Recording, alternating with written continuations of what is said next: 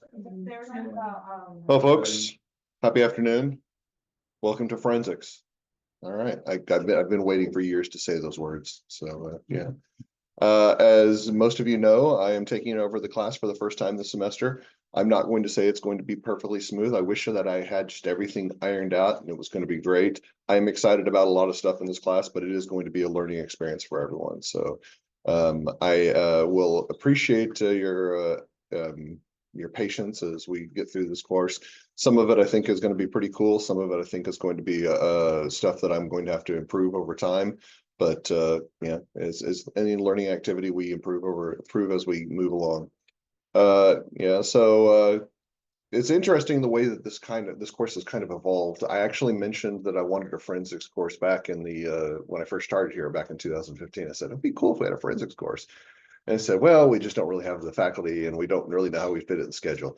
And then a few years later, Dr. Caden said, would you like to teach accounting theory? And I taught accounting theory for 3 years at the graduate level. That was the spring course. And I really enjoyed the course, but students didn't really enjoy the course. So it's very, very dense. It's material. It's basically the very first lesson that we talked about in accounting theory was how every accounting calculation that you ever did was completely and totally wrong. And students are like, well, why are we doing accounting if that's the case? And so yeah, I did that, and we ended up passing that off to Dr. Shoniwa. And Dr. Shoniwa, apparently he's a lot more persuasive than I am, because he couldn't convince them after a couple of years, we should do a forensics course. And then Dr. Caden was like, yeah, that's a great idea. So I was like, hello, I was saying this the entire time. Well, as you know, Dr. Shaniwa has gone off to, I don't know if it's greener pastures, but definitely hotter pastures. He's down in Texas now, which, to be fair, given the temperature that's outside, I kind of envy him today.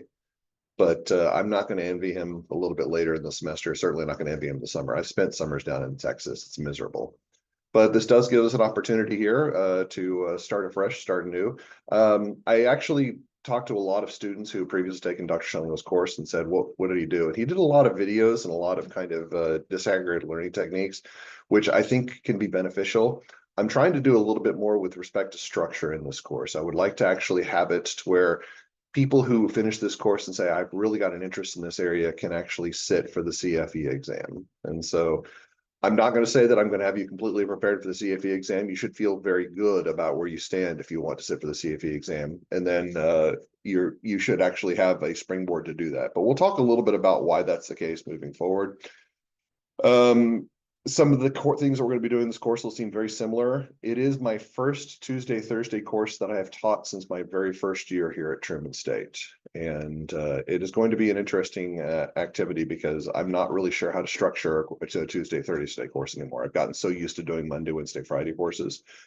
There will not be a lot of lecturing, which is probably good because last time I checked, people trying to listen to me lecture for more than an hour tend to fall asleep, especially in this room. This room is notorious for that. We're gonna hit at some point in the semester. We're gonna be working, or we're gonna be active, and somebody's just gonna be like, "Oh, it's so warm in this room," and they're just gonna start drifting off.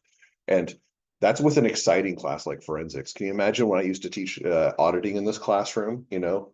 35 students sitting all in the class in other rooms, and it's the middle of the spring, and it's really, really warm, and I'm trying to get a cooler in here, but all of a sudden everybody's just drifting off. And one of my best students who I was joking about yesterday, he actually sat right where Tyler's sitting right there, and he was notorious for kind of sitting there watching the lectures, and then just in the middle of the lecture, his eyes would close. And you just do that for like about 10 seconds at a time. And it's like, I can't really blame you. If I was lecturing, I'd be taking a nap too. Yeah, so I think everybody knows pretty much well what my office hours. My office hour is a little bit different than usual because normally on Tuesdays I have office hours at this time, but I can't have office hours right now. That would be awkward. So I do have office hours. It's going to be it's immediately preceding this class and then not necessarily immediately following the class. The reason why is I do have some meetings with my GTRAs that I usually do after the classes on this. Probably going to continue on to that because I know they're free right after this class. So yeah, we'll continue working on that. And then Thursdays, we'll be meeting in here on 12 to 1:30, but I don't really have anything scheduled on Thursday, so you can come talk to me. Everybody knows the drill by now. You all have had me for many, many classes. If you have a question or need to reach out to me for something, it does not need to be restricted to office hours. I'm always available. I should say, I will always respond. I'm not always available. I was trying to explain this to my AIS students and auditing students when they send me an email at like 10 o'clock at night. It says, why didn't you respond to me? It's like 10 o'clock at night. I'm an old man, you know, I need my rest. I actually used to joke about not being old, and I found myself going to sleep more and more 9 o'clock, 10 o'clock at night. You know, I used to be one of those people. It's like 12 a.m., 1 a.m. And yeah, time takes a toll, I guess. As far as what was going to be required for this course, I'm not going to come do too much over the Zoom and YouTube links. Everybody knows all about that. Everything's going to be posted on Brightspace, which is going to be an ongoing process because I'm still building the content for this course. I do have the first 2 weeks up, but we're going to be kind of building from there. My goal is to try to have everything up by the end of spring break, but we'll see how well that is. That may be a pie in the sky goal. For those of you who, so I think I mentioned this to my seminar class, but I do want to make clear, if it seems like I'm a little bit behind on things, for context, I am teaching 4 courses this semester, and I'm not saying I'm teaching 4 classes. I'm teaching 4 separate courses. The good news is 2 of those courses I've done many years now, so I have pretty big lock on the content. AIS, I think I'm pretty good on. Seminar auditing, I've got a lock on the content, but I'm also preparing the online section of the course, so that's going to take a little bit of time. This is one brand new, so this is kind of my focus of my efforts, but I do have a lot of other stuff going on. So if it feels like I'm a little bit behind or it feels like I'm a little bit bedraggled, that's kind of the reason why. I will try not to put my burdens on anybody in this classroom, but if it just seems like I'm a little bit tired during the day, part of that is because the classroom is nice and warm and it's afternoon and it's right around lunchtime. But part of that is because this is the busiest semester I've legitimately ever had in my time at Truman. Now, the good news is the last time that I taught 4 classes in a semester, that was actually one of my best semesters as far as research progress and just overall classroom progress. So I'm hoping that maybe the key is to stay completely and totally insanely busy all the time. That way you just never have time to put things down. And we'll see what happens. We'll see. Yeah. I will have everything posted on Brightspace. You can also make sure you check your school for email for periodic updates. Everybody knows the drill on that. Optional materials. I'm going to go ahead and say this one time. This is not a required item for this course. I can't emphasize enough how strongly I recommend that you have this item for the course, and that is the Fraud Examiner's Manual. It will make your job in this course so much easier. It will reduce your burden by probably a factor of 10. If you do not have that, you can still do the work. You can just basically do web searches, or you can mooch off of others in the class who have the Fraud Examiner's Manual. Your choice, all right? But I do recommend that you do this. One of the things that I will note about this is if you want to get a hard copy of the current version of the Fraud Examiner's Manual, there's actually a nice leather bound copy available on Amazon.com right now. It's about $400, okay? I'm not recommending that you buy that, all right? That's not my recommendation. What I am recommending that you do is you consider doing student membership. It's an annual membership for the ACFE, the Association of Certified Fraud Examiners. It is $25 for a 1-year membership. And currently, the last time I checked, I actually talked to an online student, somebody who's taking this course online, and had just finished registration.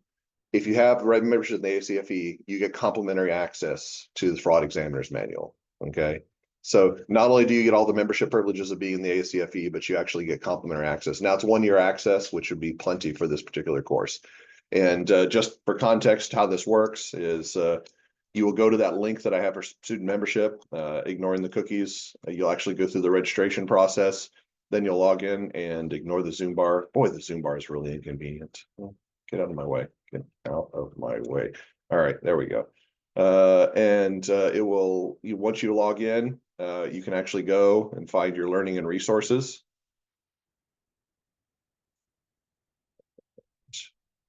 You'll have access to the Fraud Examiner's Manual. And there's 2 different versions of it. There's the PDF version, or there's the digital version, which is online access. Both of those are nice. I will say, for forensics, forensic people, it's naturally, they're not very trusting. You can't just download the PDF and then copy and paste everything into a document and have that. They're very serious about their controls around that. So basically, the only way to do this is to actually get a hold of it. I think that there may be a bypass, like you could, if you had somebody. I probably shouldn't say this. It's going to say you're telling them to commit fraud in a forensics class. We'll get to that in just a second.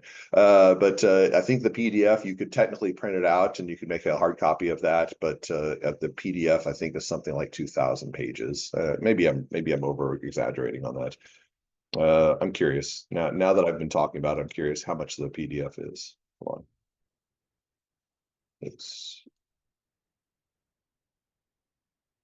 You can tell I have had a really, really diligent plan about how I was going to approach this course today. Yeah. So.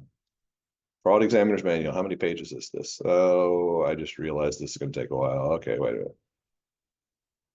Oh, yeah. So 2,000 slides you can kind of see down here. So that's a lot of content. There are some different views that you can take for it, but yeah, I wouldn't recommend going through and printing all that out. You probably would spend all your money just paying for copying fees, because that's like 4 reams of paper just by itself right there. Yeah, so that's my recommendation for you. I do think it's worthwhile.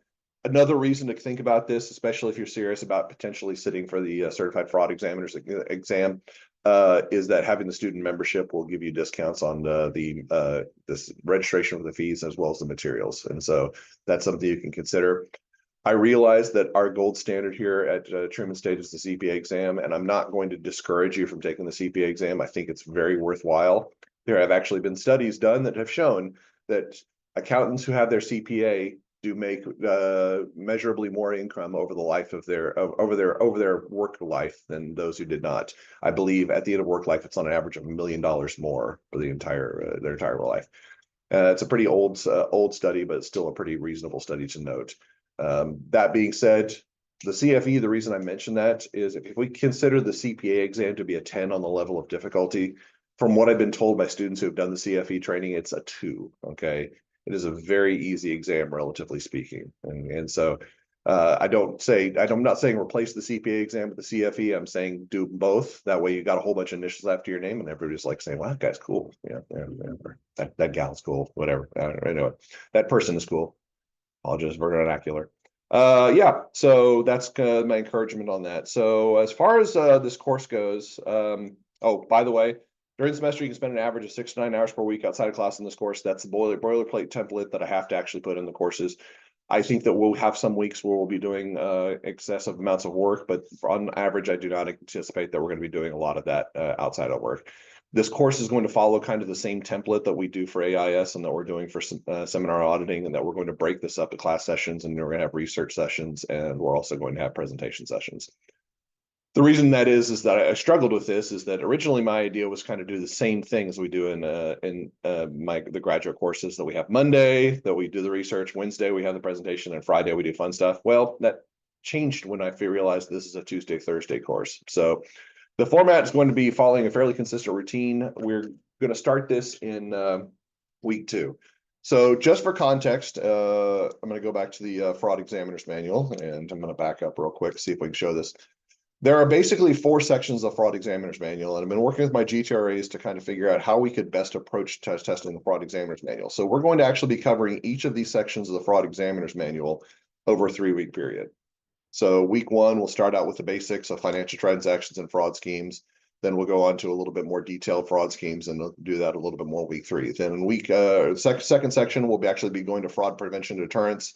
Our third section will be investigation, and we'll save law for last because that way we don't have to worry about having the knowledge that we need for some of the investigations we're going to be doing moving forward. We basically have to have the knowledge from sections 1 and 4 early on, and then we'll move to the investigation stuff a little bit later. And I'll talk about why that's the case here shortly. So starting next week, this is basically what happened is it'll be the same type of group assignments that we've done in previous courses. I will break you out into groups. In fact, I think I already have. I think I've already done that.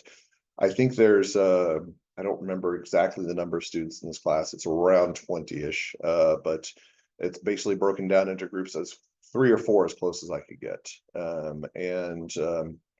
So it'll follow the same protocols. You'll have some questions you'll have to answer. You'll do some of those individually on your own. Some of these you'll do as a group, and you'll do that. Now, some of you may remember in AIS is, well, that didn't take us a long time, Dr. Barnes. That was like 30 minutes. And so are you saying that we're going to have 30-minute Tuesdays? And so not so fast, okay? Because I have given you additional tasks associated with that. In addition to the research cases that we'll be doing consistent with that, we'll also be doing, or some research projects, we'll also be doing individual cases, okay? So I will assign you cases that you as your group will have to read through, and basically you'll be preparing presentations for those. And this will be on a weekly basis. Now, I'll talk a little bit about the nature of the presentations. I do not want these to feel like that it's going to be like a 15-minute, 20-minute presentation like you do at the end of semester group projects. I don't want to feel like that every week. but it's going to have to do sufficient work in there that's when you're going to have to be able to know what you're talking about and find the details that are necessary for analyzing each case as we go through it. We're also going to have quizzes on Thursdays. As far as I think what my plan is right now for the quizzes, I've been kind of struggling with this. Optimally, what I'd like to do is I would like to have the quizzes done after we've gone through the content, but that's really, really challenging to time that properly. And so I think that we're still going to be doing quizzes at the beginning of class. The quizzes will cover the stuff that we're covering in that week. So that will be the content that we cover on Tuesday as part of the research, as well as the cases as well. That being said, if that's the case, I'm obviously not going to ask you detailed information on the quizzes since we haven't actually discussed the quizzes in class yet. So it'll be fairly superficial content. Generally speaking, we're going to have about 3 cases, 3 readings that you'll have to do every week. So 1 question will come from each of the readings, and then 2 questions will come from the case research that we'll be doing itself. And we'll see what that looks like next week when we start doing through the working through that. So yeah, that's going to be kind of the protocol that we'll be moving forward. So let's talk a little bit about what those represent. So as far as the fraud topics research, like I said, this is going to follow the certified or the fraud examiner's manual, which this is one of the big reasons why it's helpful to have the fraud examiner's manual. I will have outside research sources. I will have outside cases that we'll be referring to, but that is all going to loop back to information that's in the fraud examiner's manual. So if like the first case that or first research project we're going to be doing, we're going to be talking about the different types of occupational fraud. And there's 3 types. 2 of these you already know because you learned about them in auditing. Remember financial statement fraud and misappropriation of assets. We'll be talking about that, and then we're going to be talking about different types of corruption. So those are pretty straightforward and information that you could probably find online, but I will be asking specific questions about the handouts that I'll be giving you and how those relate back to the fraud examiner's manual. So even though you could find those on external sources, it will probably take you a little bit longer than just having the fraud examiner's manual handy to refer to. But yeah, we'll actually provide that. It'll be the same context before. I think we've been having some discussion, with Dr. Caden. We're going to start in this room and we'll see what happens. I'm curious, just real quick. I'm not leaving, I promise. Just looking. I think there's something in 1420. So if it comes to the point that we think that the research days would be more effective in 1420, then we may talk about relocating there. Because those have computers in that way. I think everybody in here already has a computer that are available, like the laptop. It's that kind of a standard for a Truman business student that you have to have a laptop. So yeah, it may not be an issue, but we'll see what happens. We'll if it comes down to it, then we'll relocate to someplace more convenient. But you'll document those. Same thing. You'll have a group leader. Group leader will provide all the information. I'll upload that to Brightspace, and then you'll present your results on Thursday. Basically, the first half of our class will be on Thursday. We'll be going through those results and talking about what it is you learned from the research. Then the second half will be these case readings. Now, I do want to make sure that we're clear on something. I will generally assign 3 cases a week. That will not always be the case. There's going to be some variance in the way the activities work. I may assign 1 case to everybody and have different people cover the different aspects, especially if it's a large case. But any readings I assign, you have to read every single item, even if you're not presenting on them. So like the very first week 2 that we're going to be doing this, there's 3 cases. One of them is a financial statement fraud case. One of them is a misappropriation of assets case. One of them is a corruption case. All right. Different groups will be presenting or responsible for presenting on that information. However, everybody in the room should read all 3 cases because I will ask quiz questions on all 3 cases. All right. And they're not long. I think in grand total, the readings probably take you like 30 minutes to go through if you read somewhat diligently. So they're pretty straightforward. I'm going to vary this because I'm not going to promise it's always going to be 3 cases that are 5 pages long. In some cases, some situations, there may have readings that are a little bit like 1 reading that's like 20 pages long. We may have some weeks that there are no readings. I actually have a plan for something like that in the near future. It's going to vary a little bit, but if I do assign you a reading, any readings that are assigned, you have to be responsible for, even if you're not presenting on that as a class. So then at the end of Thursday, we'll finish our discussion, our research discussion, and then I'll say, all right, group 1, tell me what you learned from this case, and then they'll summarize. Oftentimes cases will be assigned to more than 1 group. So group 2 may also have that case, and I'll say, all right, there's basically different aspects of the case that you need to understand. So they need to summarize the case and the key parties, identification of the relevant fraud risk factors. By the way, does everybody remember the fraud risk factors? Pressure, opportunity, rationalization. Yeah, fraud triangle. That's what I'm referring to. Okay. So I'm assuming most everybody's got a, so I said that and everybody's like, oh yeah, okay, Dr. Barnes, yeah. Fraud triangle, fire triangle, Smokey the Bear, yeah, we're good. Yeah. Yeah, so fraud risk factors and primary lessons learned from the case. So I may say group one covered the summary of the case and the key parties, and then I may say group two, you're going to handle the fraud risk factors and the lessons learned from the case. And again, this is not going to be required that you have to develop a visual diagram or any visual aids for this. That being said, this is open-ended. It's not intended to be like the research cases. It is supposed to be more of like a presentation in nature. So you should have something documented about what you're going to present for every single point. And if you think, I believe there's something that I'd really like to share with the class, and I think it would be helpful to show this visually, you are welcome to do so. Okay. There are some logistics, since you basically will have to have this like on a jump drive or something you'll email to me, but however you want to do this, you can approach this. I encourage you to be a little bit more creative with this because it's going to be a little bit different than just talking about this from your seats. Keep in mind that these presentations are different from the research cases. The fraud topics research assignments, they're worth 10 points each, and then I'm going to separately grade the presentations, and those are worth 5 points each. I will combine those as a single grade on Brightspace, but I will evaluate those separately. So if your group did everything proper in the topics research and then said, we didn't feel that we had to do anything for the case, which I know nobody would do that in this, but if somebody's not prepared to talk about a case, then you would lose the 5 points on that, and I would remove that from the case. But yeah, I don't anticipate that being an issue, but I did want to clarify that those are separate grades. All right, quizzes. Quizzes are going to be worth 15 points each. We have 12 of them scheduled. I do have a little bit of a curveball to throw in there. So I do always try to provide an opportunity for people to get extra points on the quiz. Since there are 12 quizzes, I do have an opportunity so that you get a free 15 out of 15 if you miss one of the quizzes. So the auditing students are just kind of like, he's going to talk about VITA again, right? It says no wrong. Okay. That's only for the auditing class. So by the way, those of you who are in tax track who are required to do VITA, I'm effectively going to bribe the auditing students to do it too. So if they don't show up for VITA stuff, you can give them shame. Okay. It's like Game of Thrones. Shame. Yeah, I should throw that at the audit track students in, and they do feel shame. I've seen it. Yeah. So that's not the extra credit. So the extra credit, quote unquote extra credit, the 15 out of 15. Do you guys remember your presentations that you did back in advanced AIS? So basically you can, we're going to be doing a 3-minute thesis competition here in the very near future. It's a graduate research competition. If you participate in that with either what you did in auditing in advanced AIS, or if you want to do something unique, like you want to do in this class, if you participate in that, you will get a free 15 out of 15. Again, that's a pretty easy research competition because it's just like what we did, the standards. It's one slide. You have to present for 3 minutes.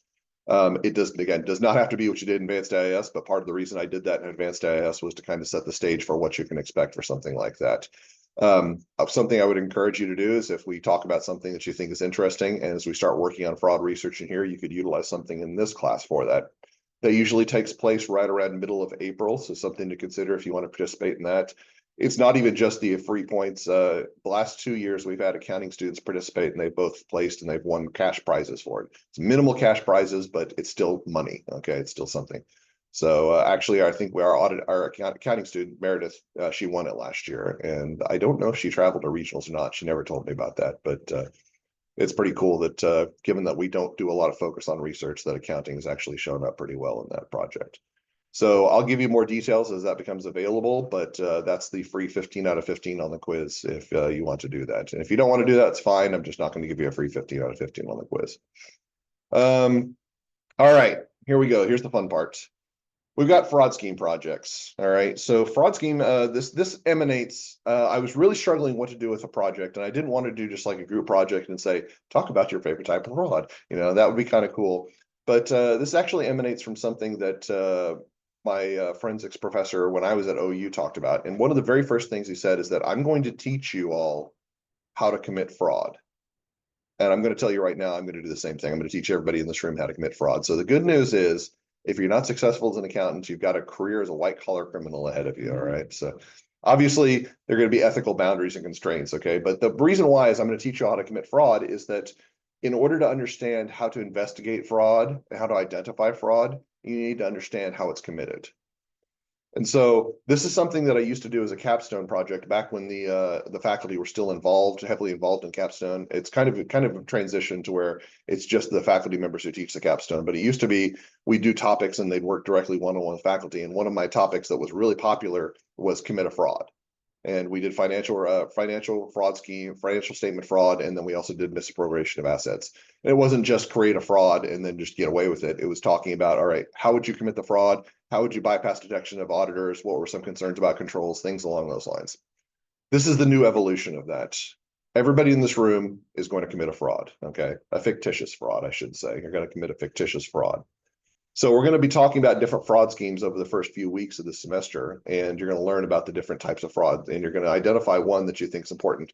Now, I don't necessarily think that you should identify one that says that would be a fun fraud to commit. That's the wrong perspective I want you to take on. If you're thinking about that would be a fun fraud commit, I failed you as an instructor, okay?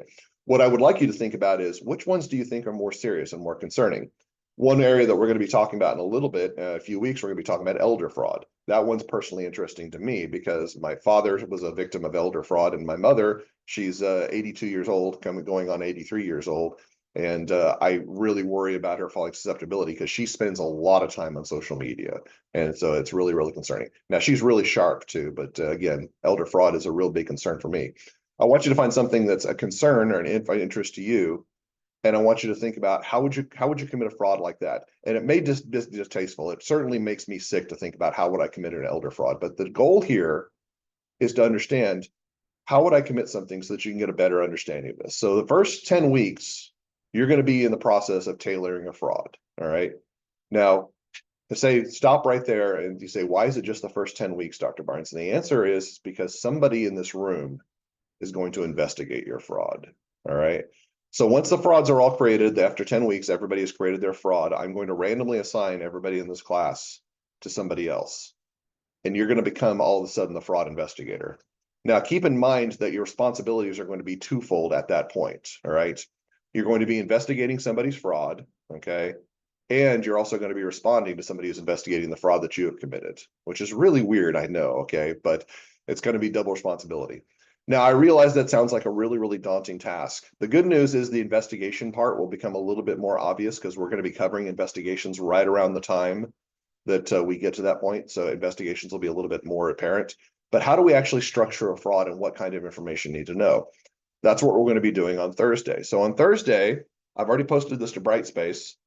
We've got a case called the Tallahassee Bean Counters. I'm just going to open that there.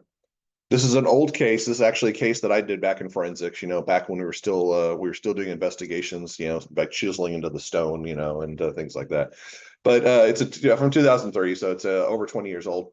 But it's a very interesting case, but it teaches a little bit about not only what are the key points to investigate for a fraud, but some of the things that you have to think about in the long term.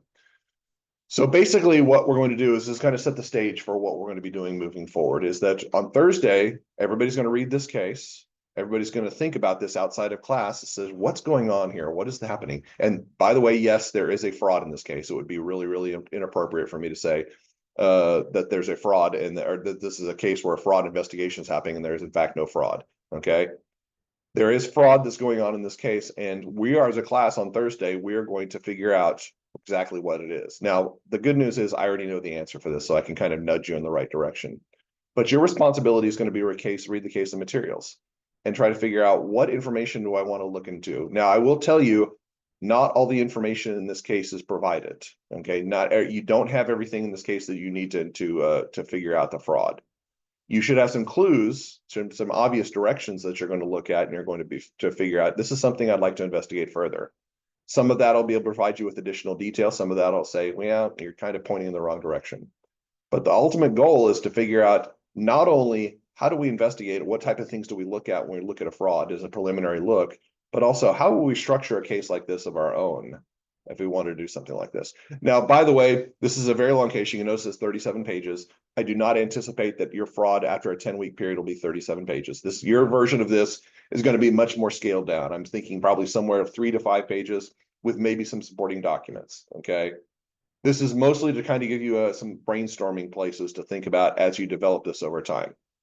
I'm still working on the instructions for this particular assignment. There will be deliverables over the 10-week period. It won't just be like 10 weeks are up, give it to me the case. Okay. I will probably have at least one point where you're going to give me an update and share with me what your ideas are and what your plans are. And then I'll give you feedback on what I think that the plan is and some things that you might want to include in that. But what we're going to note here is there's information here that's unreliable. All right. Some of the information has been manipulated, which is something to consider. There's information here that's incomplete that you might want to have more information that you need to note. These are all things that you should think about in tailoring your own fraud, about how we would set something up like that and facilitate an investigation of our own. So eventually, after the 10-week period, somebody's going to investigate your fraud, and I'm going to be grading on how well did you do in setting up your fraud? Okay, how thorough were you? How difficult it is for somebody to investigate, because I don't want it to be impossible for them to solve, but I also don't want them to be like, oh, the fraud's right there. It's obvious. Okay.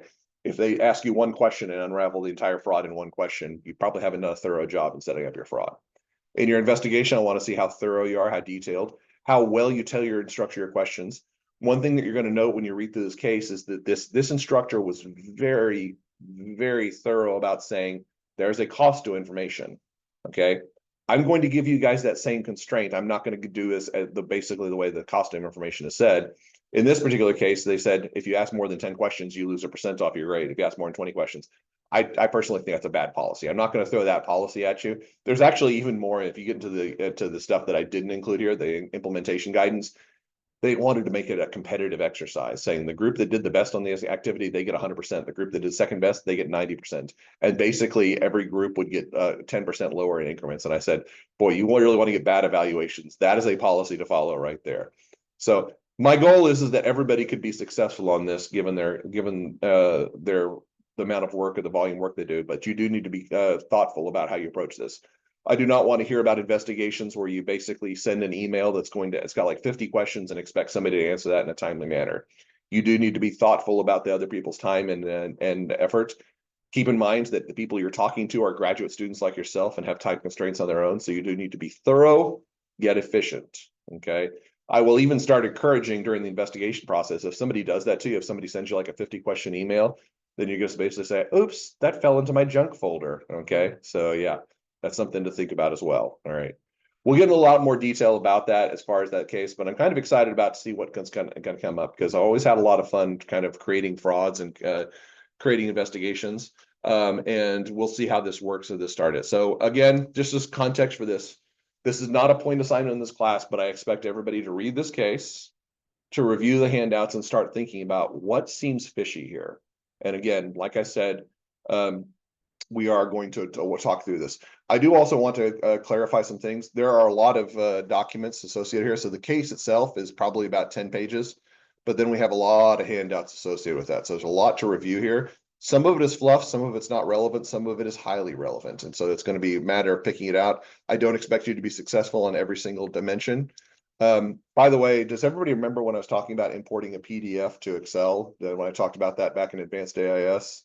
Yeah, this was actually the activity I tried to do that on. I eventually succeeded, but it was the most difficult experience of my life. It took me like 6 hours to do. All right, so I felt like, and ultimately it was not all that relevant. I didn't really need all that information. There are some quantitative factors that you want to consider. You want to actually look at the numbers and try to do some analysis. I am actually in the process of preparing analytics to share with you guys next class period to show if I were to approach this particular problem, how would I prepare an analytic to associate with that. Some of this will be easy to find. Some of this will require some digging. Again, the good news is that we've got like 20 something minds that are all going to be in aggregate trying to figure this out. But I do expect you to take a look at this and have some ideas about what we should approach on this. So that's what we're going to be doing on Thursday. And again, this is our starting point for the semester-long case. I will have the semester case instructions hopefully by the end of this week, but I may be tweaking those as the semester goes along. All right. Everybody knows the subjective assessment. Show up for class, do your assignments, complete them on time. If you have any problems, reach out to me. That's all there is to it.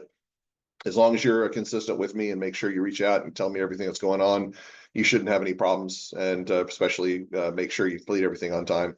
Total points in this class are 485, but that's tentative. That may be adjusted over time depending on what our schedule looks like. Participation, I'd expect you to be here if you can be.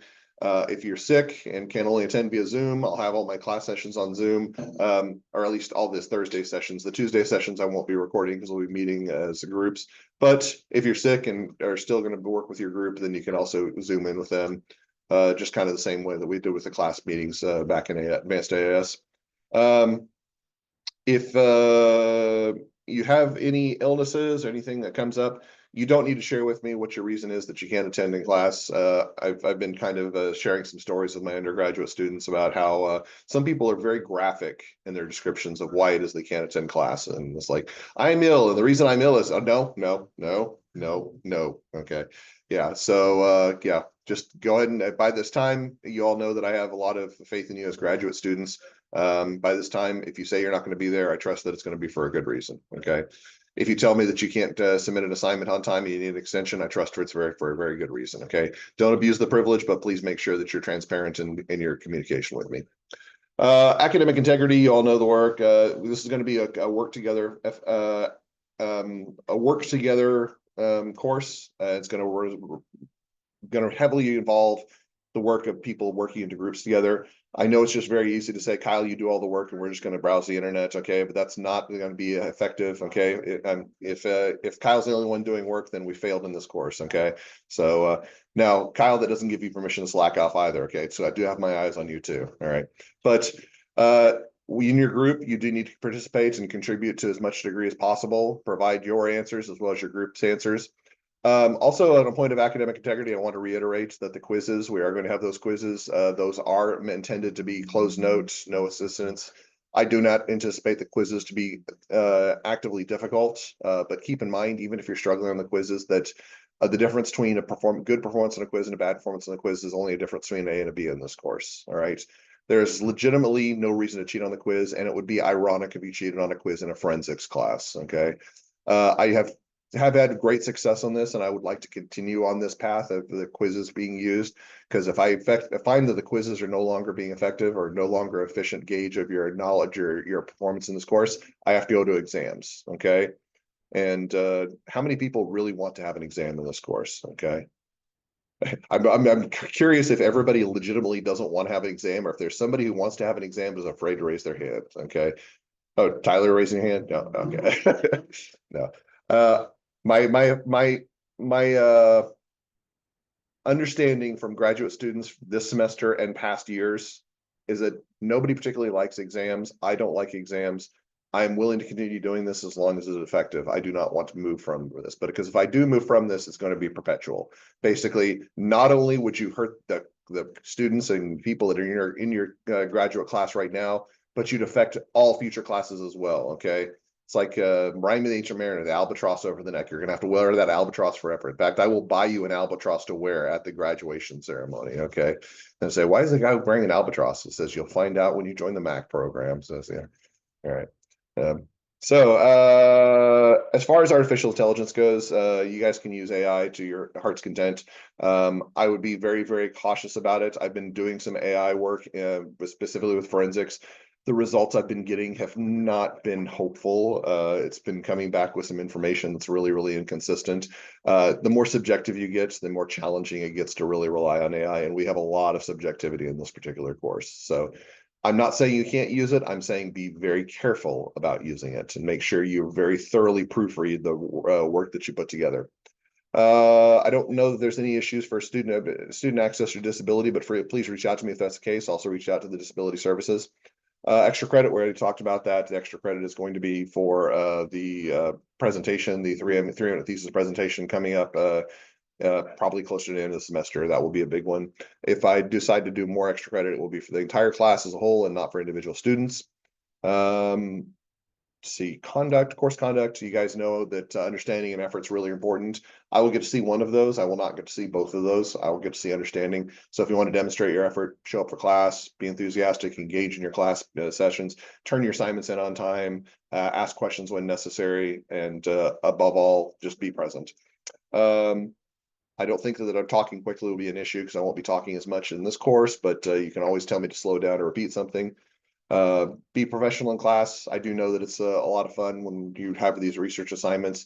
Once you start getting distracted, you want to start talking about things like sports, and because football Super Bowl's coming up, and that's really important. Or start talking about hobbies, or start talking about award ceremonies, or apparently TV shows are a big thing nowadays. I don't know, but yeah, whatever you want to talk about, please try to avoid getting distracted because you are here to work. And then, email policy. Keep in mind that the work that we're going to be doing over the course of the semester is for the entire semester, and not for just one point in time. So if you do really, really well for 3/4 of the semester and kind of drop off at the end of the semester, I will grade you for all the semester and not just for one part of it. And then this one is possible to come up in this course because it's such a brand new course. But if there's something that I've not covered in the syllabus, which is entirely likely because it's a brand new course, and you have a question about it, while I encourage you all to use great professional judgment in your everyday lives and the things that are personal to you, please do not resort to your personal judgment on the syllabus, okay, or professional judgment on the syllabus. Please come talk to me and say, Dr. Barnes, what is your ruling on this? And make sure that it's consistent with what your understanding is. So that happens, please let that know. Please let me know. All right. So by the way, you can tell that I'm really, really accustomed to a 50-minute class because I'm speeding through this. Like we're almost into class and I'm like, no, I've still got another 30 minutes, but I'm not going to hold you guys another 30 minutes, at least not today. So this is kind of our tentative syllabus. So we're going to be moving forward today. You can, if you're curious about what part 1 looks like, it is already posted online. I've already broken that out.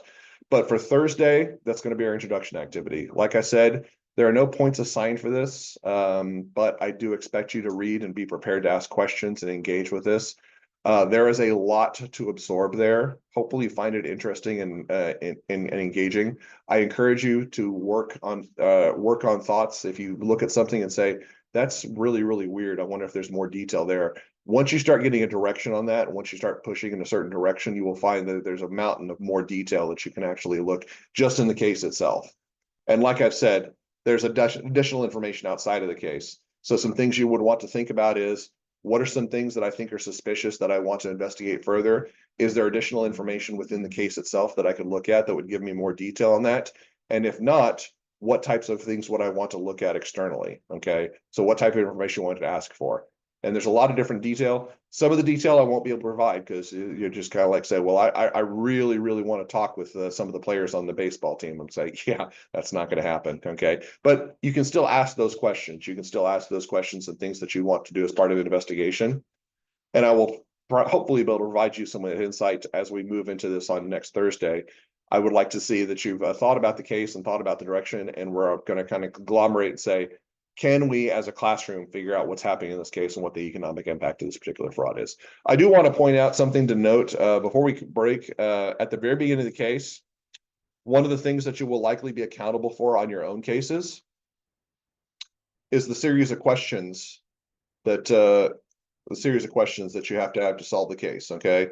So one of the things is you're thinking about your own frauds, and again, I know that this is way far in advance. It's 10 weeks from now, or it's week 10 before this is due. But I do encourage you to start thinking about this, especially as we're doing fraud schemes for the first few weeks. What you're going to have to identify is who committed the fraud, how it was committed. You need to convey intent to commit a fraud because a fraud is an intentional misstatement. Remember, we talked about that. What is the economic impact? You need to be able to identify that. It's just can't be a general area. We do need to identify a specific economic impact. And then we actually need to show that the suspect needs to be someone who benefited from the crime, whether that's directly, whether they stole assets, or that's indirectly, whether they were inflating some value of the company for some reason. We need to actually show that there was the benefit, the financial benefit from that activity. These are all things that I expect to be contained within your fraud. So as you're going through the case, think about these things as you're trying to figure out who the fraudster is and what the fraudster did. Okay. Any questions? All right. Well, I can tell there's palpable excitement for Thursday, so I'll see you all then.